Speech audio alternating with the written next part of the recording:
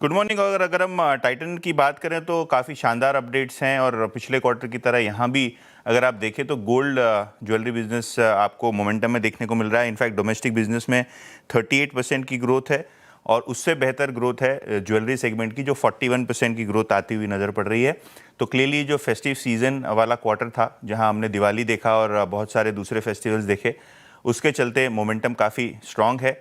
In fact carat लेन ये भी एक सेगमेंट ऐसा है जहां 42% की ग्रोथ आई है। घड़ियां और अगर हम एनालॉग वॉच की बात करें तो यहां भी आपको 15 से 17% के आसपास की ग्रोथ आती हुई नजर पड़ रही है। तो ब्रॉडली अगर हम देखें तो ज्वेलरी बिजनेस ने फिर से एक बार एक पॉजिटिव सरप्राइज दिया है, जिसके चलते टाइटन आज फोकस में रहेगा। कल्याण और सेनेको दोनों के ही नंबर्स सिमिलर है। जैसे आपको टाइटन के नंबर्स मजबूत दिखाई पड़े, लेकिन आप जैसे बोल रहे हैं वो भी एक सच है कि गोल्ड प्राइसेस इतने ज़्यादा बढ़ गए हैं कि जो एब्सोल्यूट नंबर है ये आपको ऊपर ही दिखाई पड़ रहा है। Q3 में कल्याण ज्वेलर्स की ग्रोथ जो थी 42% के आसपास और सेम स्टोर सेल्स ग्रोथ लगभग 27%। तो इनका अगर आप ब्रेकअप देखें तो सेम स्टोर सेल्स ग्रोथ काफ़ी मजबूत दिखाई दे रहा है 27% के आसपास। और Q3 के दौरान कल्याण ज्वेलर्स ने लगभग 21 नए शोरूम्स लॉन्च किए और जो इनकी टोटल स्टोर काउंट है वो 469 के आसपास पहुंचती हुई नज़र पड़ रही है। इसके अलावा सेनेको गोल्ड ये भी एक ईस्ट इंडिया यानी वेस्ट बंगाल की तरफ बड़ा ब्रांड है सेनेको गोल्ड। यहाँ 51% की ग्रोथ रही और रिटेल कारोबार में 49% की ग्रोथ रही। इनफैक्ट इनकी तो सेम स्टोर सेल्स ग्रोथ काफ़ी शानदार है, 39% की सेम स्टोर सेल्स ग्रोथ आती हुई नज़र पड़ रही है। और दिवाली, धनतेरस और वेडिंग सीजन के चलते कंपनी का कहना है ये सेल्स में आपको उछाल देखने को मिल रहा है।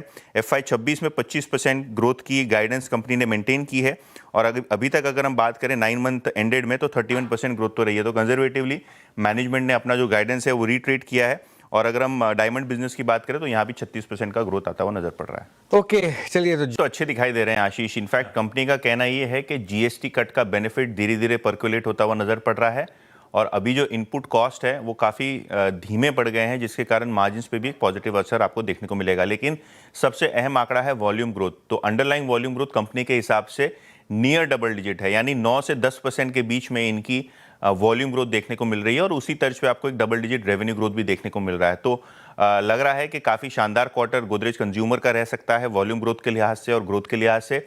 हालांकि एक जो नेगेटिव पॉइंट ये है कि जो इंडोनेशियन मार्केट्स है यहाँ डिमांड पे अभी भी प्रेशर बना हुआ है। तो जो डोमेस्टिक बिजनेस है वो मजबूत है, उसके सामने जो इंटरनेशनल बिजनेस है यहाँ आपको थोड़ा बहुत प्रेशर देखने को मिल रहा है। हालांकि रिकवरी एक्सपेक्ट कर रहे हैं FY27 ऑनवर्ड्स और कंसोलिडेटेड बेसिस पे भी कंपनी को लगता है कि डबल डिजिट एबिटा ग्रोथ आपको देखने को मिलेगा। लीजिए भाई, गोदरेज का कंसोलिडेटेड रेवेन्यूज की बात करें तो केवल 13% की ग्रोथ है।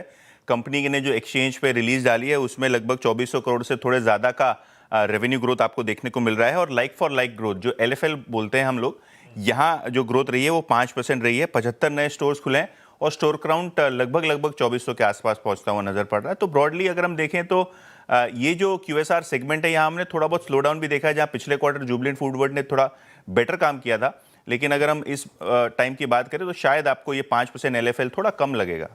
ओके, तो सबसे पहले देवयानी के कॉन्फ्रेंस कॉल की बात करते हैं। जैसे कि आपको पता है कि इसका मर्जर अब सफायर फूड्स के साथ होने वाला है और ये जो जॉइंट इन्वेस्टर कॉल थी इसके अंदर देवयानी ने काफ़ी सारे चीज़ें और पहलू डील के बारे में बताए, जिसका जो मेन चीज़ था वो 13 to 18 मंथ्स में यानी अगले 1.5 साल के अंदर अंदर ये मर्जर कंप्लीट हो जाएगा।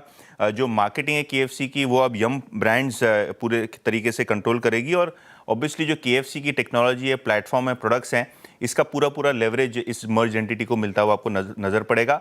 एक चीज़ जो शायद इन्वेस्टर्स को पसंद ना आए वो है 320 करोड़ रुपए का वन टाइम पेमेंट जो यम ब्रांड्स को मर्जर के अंतर्गत किया जाएगा। तो ये एक टाइप की फ़ी है जो आउटफ्लो होगा कैश का 320 करोड़ रुपए का। ये एक चीज़ मैनेजमेंट ने क्लैरिफाई की। और ऑब्वियसली अगर हम देखें तो जो मर्जर अनाउंसमेंट है उसके बाद दोनों ही स्टॉक्स अगर आप देखें तो प्रेशर में ही है। ऐसा कोई मर्जर के बाद कोई मोमेंटम या कोई तेज़ी आपको देखने को नहीं मिल रही। तो ये एक काउंटर है जो रेडार पे रहेगा। इसके अलावा अगर हम बात करें तो पिडलाइट इंडस्ट्रीज फोकस में रहेगा। TCC कॉन्सेप्ट्स को पेपर फ्राई का पूरा 100% ये ट्रांसफ़र करने वाले हैं। इसके अलावा सीगल इंडिया की बात करें तो इनकी सब्सिडरी 130 मेगावाट का ऑर्डर जीतती हुई नज़र पड़ रही है मध्य प्रदेश में PV सोलर प्रोजेक्ट्स का। ये काउंटर फोकस पे रहेगा। और अगर हम बात करें क्रेडिट एक्सेस ग्रामीण तो ये भी एक काउंटर है जो फोकस में रहेगा। अगर हम बात करें तो यहाँ जो अपडेट्स आ रहे हैं वो डिसबर्समेंट्स को लेके वो Q3 के 14% ग्रोथ दर्शा रहे हैं। और अगर हम लोन पोर्टफोलियो की बात करें तो काफ़ी कम रही है, केवल 7% की ग्रॉस लोन ग्रोथ आपको देखने को मिलती आई है। तो ये स्टॉक एक देखते हैं, क्योंकि एनबीएफसी स्पेस में और स्मॉल बैंक स्पेस में शायद ये ग्रोथ थोड़ी बहुत डिसअपॉइंटिंग है। ओके